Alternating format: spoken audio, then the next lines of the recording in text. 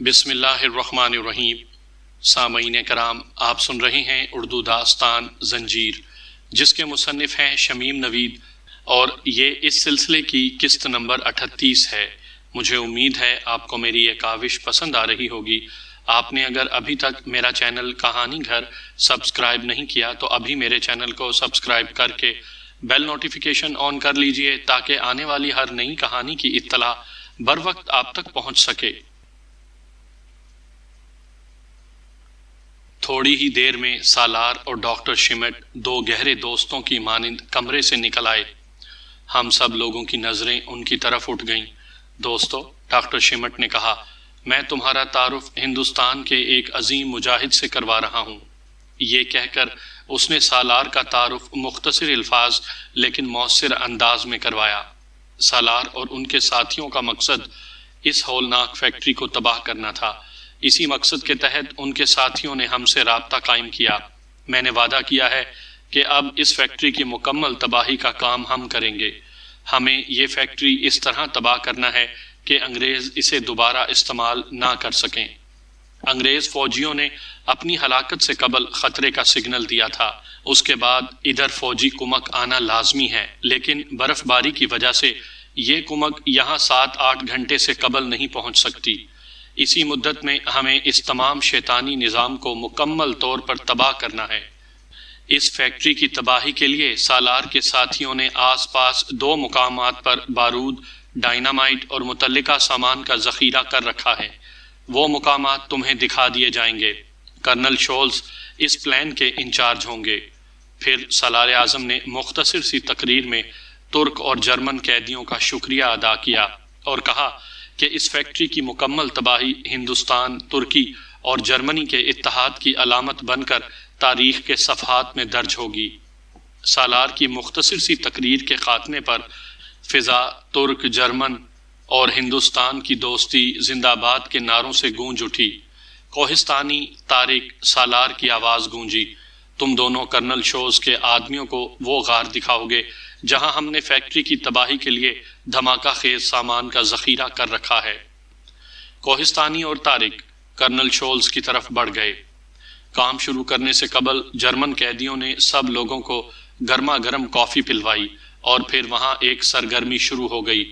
Colonel Scholz اس دوران میں ایک میز پر بیٹھا تیزی سے کاغذوں پر اپنا پلان مرتب کر رہا تھا۔ اس کام میں 3 ترک اور جرمن فوجی اس کی مدد کر رہے تھے۔ اس نے اپنے ساتھیوں کے 3 گروپ بنائے تھے۔ 2 گروپوں کو کوہستانی اور طارق کے ساتھ ان غاروں سے تباہی کا سامان فیکٹری میں منتقل کرنا تھا، جس میں سے ایک غار گلاب کوٹی کی طرف اور دوسرا جوشی مٹھ کی سمت تھا، اور تیسری پارٹی کے سپرد فیکٹری میں تباہی کی تیاریاں مکمل کرنا تھیں۔ میں مہندر اور سشما کے ساتھ ایک میز کی ساتھ پڑی ہوئی کرسیوں پر بیٹھا تھا۔ کوہستانی اور طارق 2 پارٹیوں کو لے کر جا چکے تھے۔ پھر میں نے ڈاکٹر شمٹ کو کرنل شولز کے ساتھ بیرک سے نکل کر فیکٹری کی طرف بڑھتے دیکھا۔ بیرک اب خالی ہو چکی تھی۔ صرف 2 جرمن اور ترک قیدی بیرک کے باہر پہرے پر موجود تھے۔ سالار ڈاکٹر شمٹ اور شولز کو بیرک کے برآمدے میں چھوڑ کر واپس آ گیا۔ کہو دوستو، سالار نے کہا، کیسا رہا؟ بہت سنسنی خیز، سشما نے کہا۔ دہقانی، مہندر نے کچھ کہنا چاہا۔ ہاں، دہقانی، سالار نے کہا۔ ہمارے دلوں کے قبرستان میں ایک اور ساتھی کی قبر کا اضافہ ہوا ہے، اور ایک اور گمنام مجاہد آزادی کی راہ میں کام آیا۔ ہمارے جسم غلامی سے بنجر ہو جانے والی اس سرزمین میں کھاد بن کر اس دیس کی سرزمین کا بانجھ پن ختم کر دیں گے، اور اسے وہ زرخیزی عطا کریں گے جس سے آزادی کی کھیتیاں لہلہا اٹھیں گی۔ اب ہمارا کیا کام ہے؟ مہندر نے کہا۔ اب ہمیں یہاں سے واپس چلنا ہے۔ پپل کوٹی اور گلاب کوٹی کے راستے رانی کھیت یا کاٹھ گودام پہنچنا اب خطرے سے خالی نہیں ہے، سالار نے کہا۔ پھر ہم سب ایک ساتھ واپس بھی نہیں چل سکتے۔ ہمیں یہاں سے ٹکڑیوں میں واپس جانا ہوگا۔ خالد اور اس کے ساتھی؟ میں نے پوچھا۔ انہیں یہ ہدایت تھی کہ وہ اپنا کام مکمل کرنے کے بعد ہماری طرف سے پہلا رابطہ قائم ہوتے ہی اس علاقے سے نکلنے کی کوشش کریں۔ وہ اس وقت جوشی مٹھ کی سمت اس غار میں موجود ہوگا جہاں ہم نے دھماکہ خیز اشیاء کا ذخیرہ کر رکھا ہے۔ میں نے طارق کو ہدایت کر دی ہے کہ وہ خالد کو وہاں سے نکل جانے کے لیے کہہ دے۔ طارق شولز کی ایک پارٹی لے کر اسی طرف گیا ہے، اور یہ جرمن اور ترک فوجی، یہ لوگ فیکٹری کو تباہ کرنے کے بعد تبت، سنکیانگ اور کاشغر کے راستے فرار ہو کر ترکی پہنچنے کی کوشش کریں گے۔ سالار نے کہا، مہندر، کوہستانی کے واپس آتے ہی تم، سشما اور کوہستانی یہاں سے واپس ہو لوگے۔ تمہیں یہاں سے مسوری پہنچنا ہے، جہاں سے تم دوہرا دون پہنچو گے۔ مسوری تک کا سفر تمہیں پیدل ہی کرنا پڑے گا۔ کوہستانی اس علاقے سے خوب واقف ہے۔ مجھے امید ہے کہ تم صحیح سلامت مسوری پہنچ جاؤ گے۔ مگر جناب، مہندر نے کہا، میں اس فیکٹری کو تباہ ہوتے دیکھنا چاہتا ہوں۔ فیکٹری کی تباہی 6-7 گھنٹے سے پیشتر ممکن نہیں، سالار نے کہا۔ اسی دوران میں ہمیں یہاں سے دور نکل جانا ہے۔ ہمیں معلوم نہیں کہ امدادی سگنل ملنے پر انگریز کس پیمانے پر کاروائی کریں گے۔ مگر پایا، سشما نے کہا، ہم اس فیکٹری کی تباہی کے بعد بھی تو نکلنے کی کوشش کر سکتے ہیں۔ تم اگر نہ ہوتی تو شاید میں مہندر کی بات مان لیتا، سالار نے کہا۔ میں اپنے بیٹوں کا غم برداشت کر سکتا ہوں۔ میں نے اپنے کئی بیٹوں کے غم برداشت کیے ہیں، لیکن لالی کے بعد میں کسی اور بیٹی کا غم برداشت نہیں کر سکتا۔ نہیں میری بیٹی، نہیں۔ سشما، تمہیں میری بات ماننا ہی پڑے گی۔ اس وقت سالار کا لہجہ اتنا غمناک تھا کہ ہم سب بھی غمگین ہو گئے تھے۔ لالی کا حوالہ ہی ایسا تھا۔ اور آپ؟ مہندر نے پوچھا۔ میں اس فیکٹری کی تباہی تک یہیں رکوں گا، اور پھر ترک اور جرمن فوجیوں کے ساتھ ہی یہاں سے درہ کامٹ کی طرف جاؤں گا۔ انہیں درہ کامٹ پر چھوڑ کر میں شملے واپس پہنچوں گا۔ تمہارے جانے کے بعد آفاق طارق کے ساتھ لال پہاڑ کی طرف جائے گا۔ اس وقت کسی زخمی کو ہم اس علاقے سے لے جانے کا خطرہ مول نہیں لے سکتے۔ ہم سب خاموش ہو گئے۔ سالار نے جو کچھ کہا تھا قطعی اور فیصلہ کن انداز میں کہا تھا۔ اس پروگرام میں کسی رد و بدل کی گنجائش نہیں تھی، لیکن ہم تینوں سالار کے اس فیصلے سے مایوس ہوئے تھے، کیونکہ ہم تینوں ہی اس فیکٹری کو اپنی آنکھوں سے تباہ ہوتے دیکھنا چاہتے تھے۔ ایک اہم بات اور سنو، یہ بات اس پارٹی میں صرف تم تینوں کو ہی بتائی جا رہی ہے۔ مجھے امید ہے کہ تم یہ بات کسی اور کو نہیں بتاؤ گے۔ سالار ایک لمحے کے لیے رکا۔ میں نہیں جانتا کہ میری واپسی کب تک ہوگی۔ مزید ہدایات کے لیے اگر تمہیں تنظیم کے سرکردہ لوگوں سے رابطے کی ضرورت محسوس ہو تو بمبئی کے نیشنل ٹریڈرز کی معرفت خط خالد کو لکھ دینا یا اس سے مل لینا۔ نیشنل ٹریڈرز کا دفتر جوہو کے علاقے میں ہے، پوسٹ باکس نمبر 310 ہے۔ نیشنل ٹریڈرز ہماری تنظیم کا ہیڈ کوارٹر بھی ہے اور ہماری تنظیم کے لیے سرمایہ فراہم کرنے کا ذریعہ بھی۔ نصف گھنٹے بعد کوہستانی واپس آ گیا تھا۔ تھوڑی دیر بعد میں ان تینوں کو رخصت کر رہا تھا۔ ہم میں سے کسی کو پتہ نہیں تھا کہ ہم اب کتنی مدت کے بعد ملیں گے، اور ملیں گے بھی یا نہیں۔ ہم سب کی آنکھیں نم تھیں۔ ان تینوں نے دہقانی کی قبر پر کھڑے ہو کر فاتحہ پڑھی اور چند منٹ کی خاموشی کے بعد روانگی اختیار کی۔ میں انہیں چھوڑنے کے لیے پہاڑی کے اوپر اس جگہ آیا جہاں مچان کے نیچے سامان لانے لے جانے کے لیے ٹرالی کا نظام موجود تھا، اور جہاں سے میں طارق کے ساتھ فیکٹری میں اترا تھا۔ مہندر، میں نے چپکے سے کہا، مجھے نہیں پتا کہ ہم اب کب ملیں گے۔ میری ایک درخواست ہے، اگر کہیں تصدق حسین تمہیں نظر آئے تو اسے بخشنا نہیں۔ بے فکر رہو دوست، مہندر نے کہا، یہ ہم دونوں کا مشترکہ قرض ہے۔ اگر تمہارے پروگرام میں کسی وقت لکھنؤ جانا شامل ہو تو منصور کے گھر جا کر میری بہن زیب سے ضرور ملنا۔ میری طرف سے اسے ڈھیروں پیار کرنا۔ کہنا اس کا بھیا ضرور اس سے ملنے آئے گا۔ میں اس کی طرف سے بہت پریشان ہوں۔ میں چٹان پر بنے مچان کے پاس کھڑا ہوا ان تینوں کو دور ہوتے دیکھتا رہا۔ جرمن اور ترک فوجی ٹرالی سے دھماکہ خیز سامان پہاڑ کی کوکھ میں اتار رہے تھے۔ تھوڑے تھوڑے فاصلے کے بعد وہ پلٹ کر دیکھتے اور ہاتھ ہلاتے۔ وہ پہاڑ کی بلندی پر چڑھتے چلے گئے۔ ڈھلتے چاند کی دھندلائی ہوئی روشنی میں جھلملاتی برف پر وہ سفید دھبوں کی مانند حرکت کر رہے تھے۔ پھر فاصلے نے انہیں نگل لیا۔ وہ میری نظروں سے اوجھل ہو گئے۔ تم لوگ پھر ملو گے۔ سالار نے میرے شانے پر ہاتھ رکھا۔ میں وہاں کب تک رہوں گا؟ زخم مندمل ہونے تک، سالار نے کہا۔ پھر جب تم ٹھیک ہو جاؤ گے تو طارق کے ساتھ شیلانگ پہنچو گے۔ شیلانگ؟ میں نے حیرت سے کہا، مگر وہ تو بہت دور پڑے گا۔ ہاں، شیلانگ، سالار نے کہا۔ تمہیں صحت یاب ہونے میں 3 مہینے تو لگیں گے ہی۔ اس دوران میں برف باری سے راستے بند ہو جائیں گے اور تم اسی علاقے میں پھنس جاؤ گے۔ جب تم واپسی کے لیے تیار ہوگے تو شمالی ہند میں ہماری کاروائیاں عروج پر ہوں گی۔ اس وقت اس طرف سے آنا تمہارے لیے مناسب نہیں ہوگا۔ میری آپ سے ایک درخواست ہے، میں نے کہا۔ میں جانتا ہوں، سالار نے کہا، تم اس فیکٹری کی تباہی کا منظر اپنی آنکھوں سے دیکھ سکو گے۔ سالار واقعی قیافہ شناس تھا۔ مہندر وغیرہ چلے گئے تو تقریباً نصف گھنٹے بعد طارق بھی واپس آ گیا۔ اس وقت میں کرنل شولز کے پاس ہی کھڑا تھا۔ سالار ڈاکٹر شمٹ سے باتیں کر رہا تھا۔ کرنل شولز نے طارق کے ساتھ واپس آنے والے سے جرمن زبان میں چند باتیں کی اور ڈاکٹر کی طرف بڑھ گیا۔ میں اس کے ساتھ ساتھ تھا۔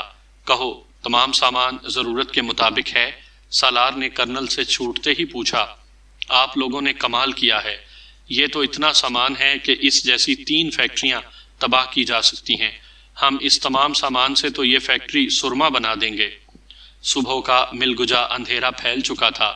فیکٹری کی تباہی کا کام آخری مراحل میں داخل ہو چکا تھا۔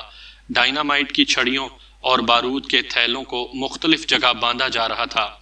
تار پھیلائے جا رہے تھے۔ ترک اور جرمن فوجی کے ماہر سپاہی یہ تمام کام نہایت انہماک اور استغراق سے کر رہے تھے۔ انگریز فوج کی کمک کے وہاں پہنچنے میں اندازے کے مطابق ابھی 1.5 گھنٹہ باقی تھا کہ کرنل شولز نے کام ختم ہو جانے کی اطلاع دی۔ تمام لوگ تباہ ہونے والی فیکٹری اور سرنگ سے محفوظ فاصلے پر اس جگہ جمع ہو گئے جہاں وہ لیور تھا جس سے کئی تار آ کر منسلک ہوئے تھے۔ یہ ایک بلند مقام تھا جہاں سے ہمیں نیچے وہ پہاڑی نظر آ رہی تھی جس کے بطن میں وہ خطرناک فیکٹری موجود تھی۔ سالار، ڈاکٹر شمٹ اور ایک ترک میجر ناصر بے نے مل کر اس لیور کا ہینڈل ایک طرف کھینچا اور چند لمحوں بعد ہی اس علاقے میں جیسے زلزلہ آ گیا۔ پے در پے اتنے ہولناک دھماکے ہوئے کہ ہمیں اپنے کانوں کے پردے پھٹتے محسوس ہوئے۔ ان دھماکوں کی ہولناک آواز وادی میں گونجتی رہی۔ مٹی، پتھر اور برف کا ملا جلا بادل بلند ہوا تھا۔ پھر دیر تک دھوئیں اور مٹی کا مرغولا فضا میں بلند رہا تھا۔ اس کے بعد کانوں کو دھماکوں کے ذریعے تباہ کر دیا گیا تھا۔ پھر ہم سب وہاں سے تیزی کے ساتھ فیکٹری کی سرنگ کے اس دہانے کی طرف بڑھے جو جوشی مٹھ کی طرف تھا۔ اس طرف کرنل شولز کو صرف اب کانیں تباہ کرنا تھیں جس کا نظام پہلے ہی تیار ہو گیا تھا۔ تم اب یہاں سے جوشی مٹھ کی طرف سیدھے روانہ ہو جاؤ گے۔ سالار نے مجھے اور طارق کو ہدایت دی۔ اب ہمارے ساتھ تمہارا رہنا مناسب نہیں۔ ہماری اور ان کی راہیں جدا ہو گئیں۔ طارق نے جوشی مٹھ جانے کے لیے طویل اور دشوار گزار راستہ اختیار کیا تھا۔ یہ ایسا راستہ تھا جس پر انگریز فوج کی کمک سے مڈ بھیڑ ہونے کی توقع نہیں تھی۔ ہم چلتے رہے۔ میرا زخمی ہاتھ اس وقت بہت تکلیف دے رہا تھا۔ ابھی ہمیں چلتے ہوئے کوئی 1.5 گھنٹہ ہوا تھا کہ خاموش پہاڑوں میں دھماکوں کی گونج سنائی دی۔ وہ کانیں بھی تباہ کر دی گئیں، میں نے مسرت سے کہا، مگر طارق نے کوئی جواب نہیں دیا۔ جوشی مٹھ ابھی کافی دور تھا۔ اس کی نگاہیں دور پہاڑوں کے نشیب و فراز میں کھوئی ہوئی تھیں۔ جوشی مٹھ کتنی دور ہے؟ میں نے پوچھا۔ 3 گھنٹے کا راستہ ہے، طارق نے کہا۔ کیوں؟ کیا ہاتھ میں تکلیف ہو رہی ہے؟ اس کی پرواہ نہ کرو، میں نے کہا۔ تم یہاں رک کیوں گئے؟ آرام کرنا چاہو تو یہاں ایک غار ہے، طارق نے کہا، ورنہ پھر 2.5 گھنٹے بعد ایسا موقع ملے گا۔ میرا خیال ہے ہمیں بڑھتے رہنا چاہیے، میں نے کہا۔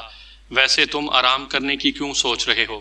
ٹھیک ہے، طارق نے کہا، میں سوچ رہا تھا کہ ہمیں یہاں آرام کرنا چاہیے یا آگے جا کر۔ بات یہ ہے کہ میں تمہیں لے کر رات کو جوشی مٹھ پہنچنا چاہتا ہوں تاکہ لوگوں کو یہ پتہ نہ چلے کہ کوئی زخمی جوشی مٹھ آیا ہے۔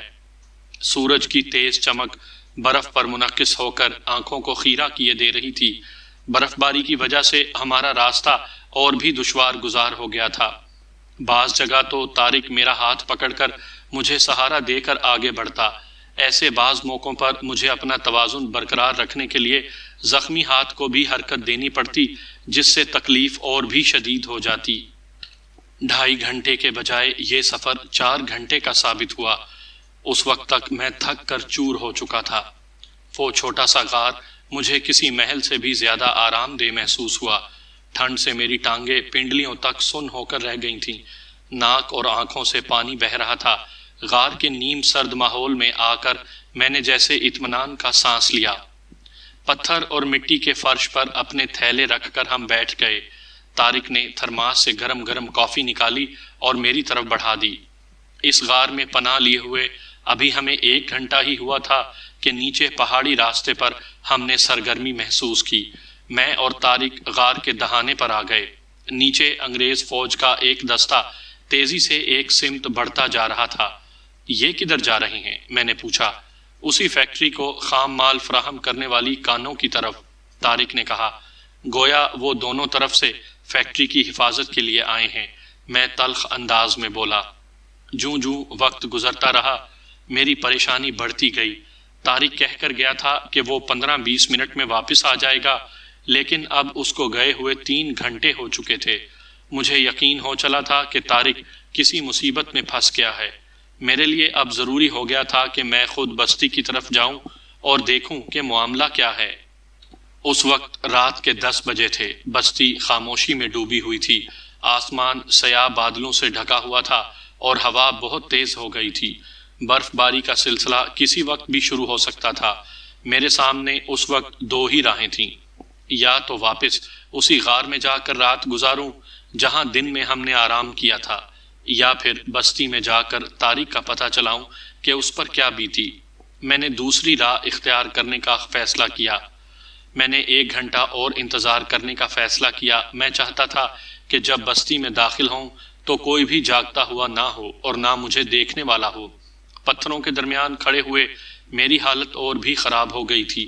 سردی کی وجہ سے میرا تمام جسم جیسے سن ہو کر رہ گیا تھا۔ میں نے اپنے پیروں کو جنبش دینا چاہی تو ایسے لگا جیسے رگوں میں خون منجمد ہو کر رہ گیا ہے۔ بڑی مشکل سے میں نے اپنے اعصاب کو حرکت دی۔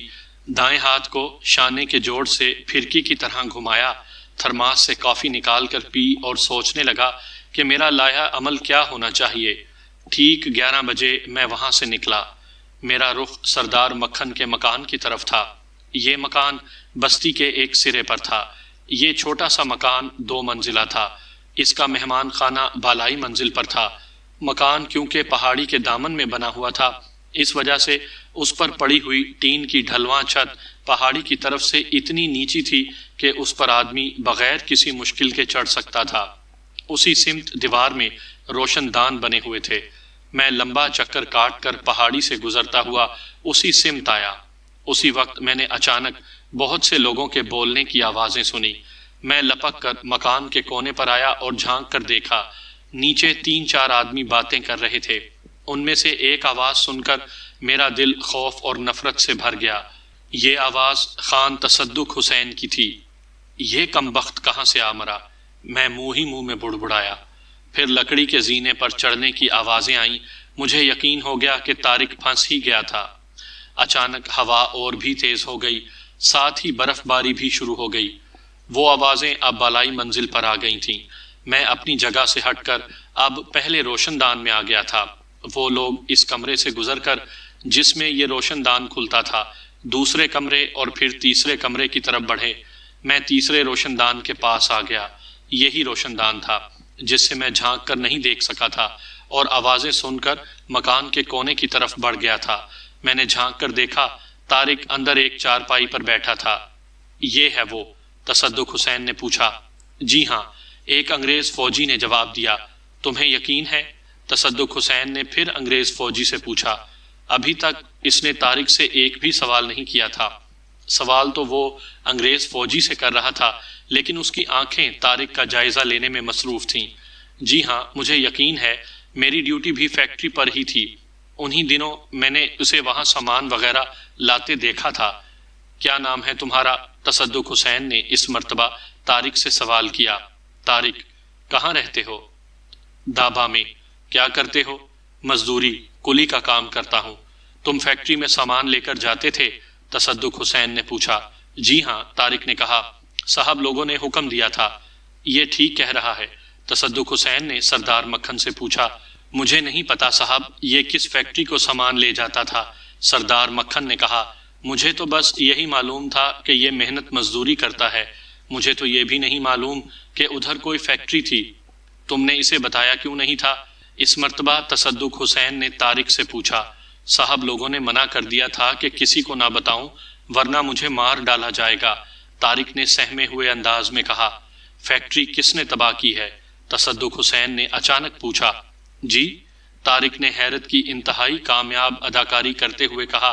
فیکٹری تباہ؟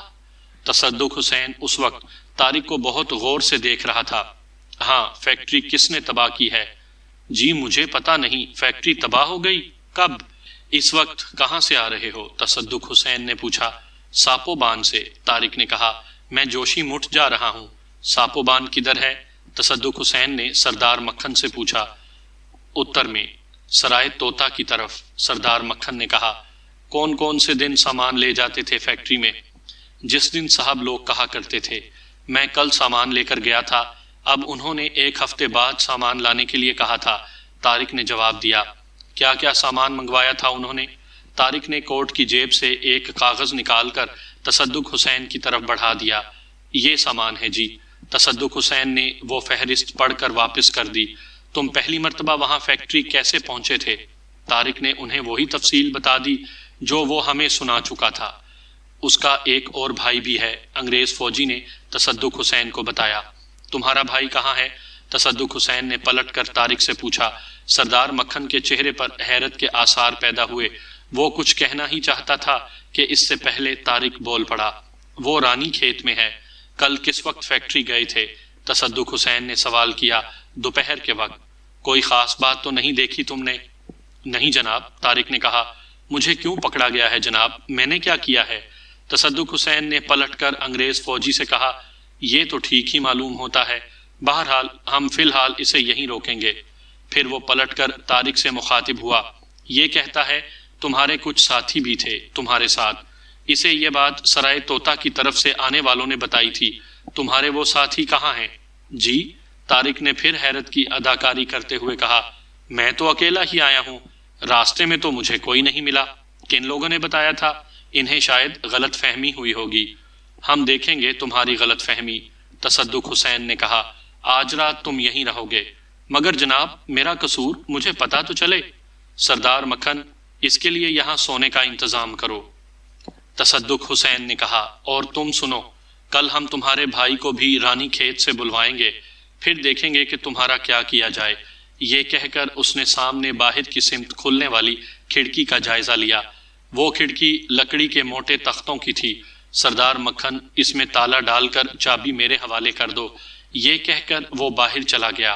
اس کے پیچھے باقی لوگ بھی کمرے سے نکل گئے، یعنی سردار مکھن، انگریز فوجی اور ایک مقامی آدمی۔ میں اب دوسرے روشن دان سے کمرے میں جھانک رہا تھا۔ اب میں سوؤں گا، تمام دن ہو گیا ہے بھاگ دوڑ کرتے ہوئے، ایک کپ گرم گرم کافی بنا لاؤ، تصدق حسین کی آواز سنائی دی۔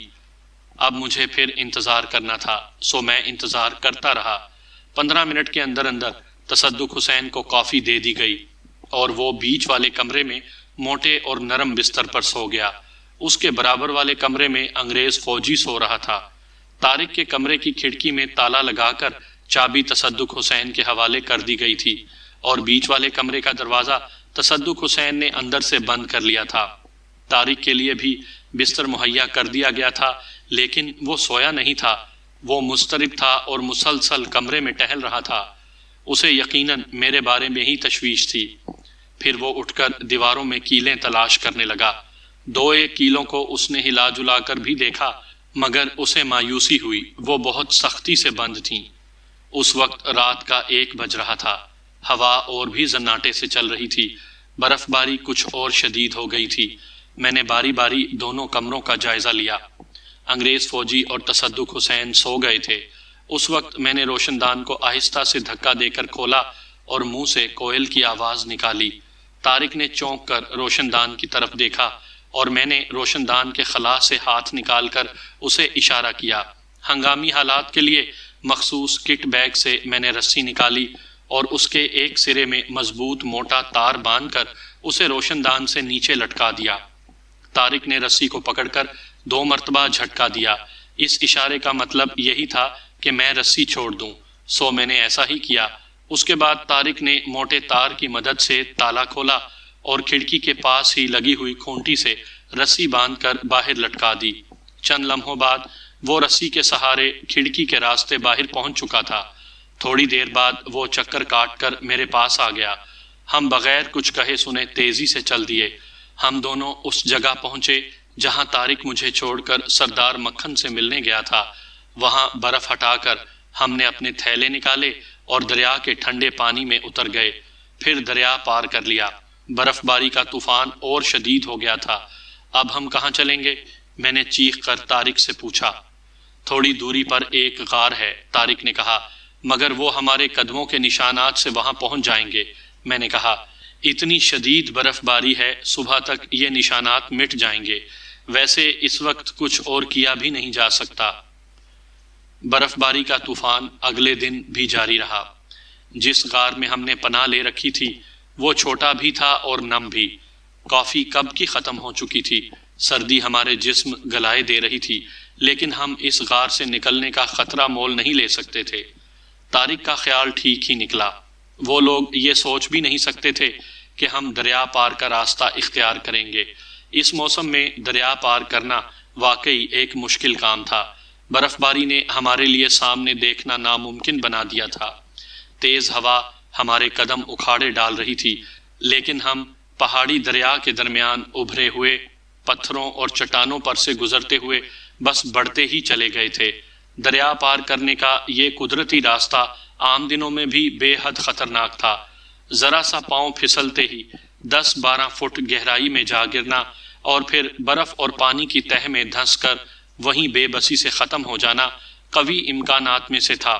لیکن طارق کی مہارت اور جان بچانے کی لگن نے ہمیں یہ پل صراط پار کروا ہی دیا تھا۔ رات ہوتے ہی برف باری کا طویل اور خوفناک سلسلہ ختم ہو گیا تھا۔ بس اب ہمیں یہاں سے نکل لینا ہے۔ اب ہم کدھر جائیں گے؟ میں نے دریافت کیا۔ ہم سیدھا راستہ چھوڑ بیٹھے ہیں، طارق نے کہا۔ پہلے ہم سویابان، سرائے توتا، جوما اور مالاری سے گزرتے ہوئے بمپا پہنچتے، لیکن اب یہاں سے سیدھے بمپا جائیں گے۔ یہ راستہ اگرچہ بہت خطرناک ہے لیکن محفوظ ہے۔ اس موسم میں کوئی بھی یہ راستہ اختیار کرنے کی ہمت نہیں کر سکتا۔ ویسے میری سمجھ میں نہیں آ رہا، تم زخمی بھی ہو۔ میرے زخم کی پرواہ نہ کرو، میں نے کہا، بس یہاں سے نکل چلو۔ مجھے اس کی رائے سے اتفاق تھا۔ عام راستے اب ہمارے لیے زیادہ ہی خطرناک تھے۔ تصدق حسین ایک بھیڑیا تھا اور میں جانتا تھا کہ وہ اتنی آسانی سے ہمارا پیچھا نہیں چھوڑے گا۔ ہم وہاں سے نکل لیے۔ میرا بایاں زخمی بازو اب بہت زیادہ تکلیف دینے لگا تھا۔ زخم کی حالت بہت خراب ہو چکی تھی۔ فرسٹ ایڈ کا جو سامان ہمارے پاس تھا وہ اس قسم کے زخموں کو مندمل کرنے کے لیے ناکافی تھا، مگر ہم کر بھی کیا سکتے تھے۔ پھر سردی نے میرے پیروں کو تقریباً سن کر دیا تھا۔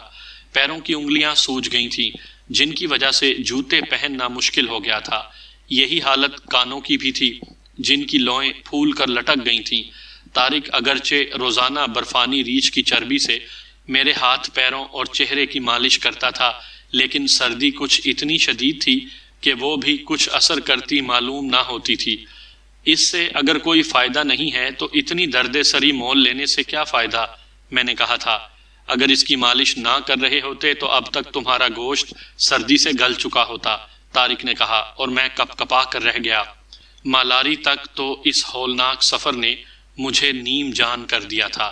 میرا تمام وجود ایک ٹھنڈا پھوڑا بن کر رہ گیا تھا۔ 60 میل کا یہ سفر کتنا کٹھن اور دشوار گزار تھا، اس کا اندازہ صرف اس بات سے لگایا جا سکتا ہے کہ ایک دن میں ہم کبھی 5 میل سے زیادہ کا سفر نہ کر سکے۔ اگر طارق نہ ہوتا تو شاید میں کبھی زندہ سلامت نہ پہنچتا۔ وہ اس علاقے کا کیڑا تھا، اسی لیے ہم نے ہر رات کسی نہ کسی غار ہی میں گزاری، لیکن صرف بسکٹ کھا کھا کر تو ہم توانائی بحال نہیں رکھ سکتے تھے۔ 15ویں دن ہم مالاری سے 4 میل کے فاصلے پر ایک غار کے سامنے کھڑے تھے اور طارق کے چہرے پر الجھن تھی۔ اس کی الجھن کا سبب میری بھی سمجھ میں آ گیا تھا۔ وہ برف پر بنے ہوئے پیروں کے نشانات دیکھ رہا تھا۔ لگتا تھا جیسے وہاں انسانوں کی آمد و رفت رہی ہو۔ دیکھا جائے گا، میں نے کہا۔ مجھ میں ہمت نہیں ہے، یہ کہہ کر میں غار میں آ گیا۔ مجھ میں واقعی اب اتنی ہمت نہیں تھی کہ آگے جاتا۔ میرے پیچھے پیچھے طارق بھی آ گیا تھا۔ غار کے اندر پہنچ کر ہماری آنکھیں کھلی کی کھلی رہ گئیں۔ چھوٹے سے اس غار میں چوڑا سا نرم اور گرم بستر بچھا ہوا تھا، موٹے موٹے کمبل رکھے تھے، ایک طرف بڑا سا تھرماس اور اس کے ساتھ ٹارچ رکھی تھی۔ ہم دونوں غار کے اندر اس سامان کو دیکھتے رہے۔ میرے قدموں میں سکت نہیں تھی۔ میں وہیں اپنے تھیلے پر بیٹھ گیا اور تھرماس اٹھا کر اس کا ڈھکنا کھولا۔ میں نے تھرمس کی بوتل سے کار کھٹایا۔ اندر سے گرم گرم کافی کی مہک میرے نتنوں سے ٹکرائی۔ طارق ایک مرتبہ پھر باہر جا چکا تھا۔ میں نے تھرمس سے کافی انڈیلنے کے لیے ڈھکنا سیدھا کیا۔ اس میں ایک کاغذ رکھا ہوا تھا۔ میں نے وہ کاغذ نکالا۔ اس کاغذ پر ایک تحریر بھی تھی: شیرازی، طارق، اطمینان سے کافی پیو اور آرام کرو، رات کسی وقت ملاقات ہوگی، سالار۔ طارق، میں چیخا، ادھر آؤ۔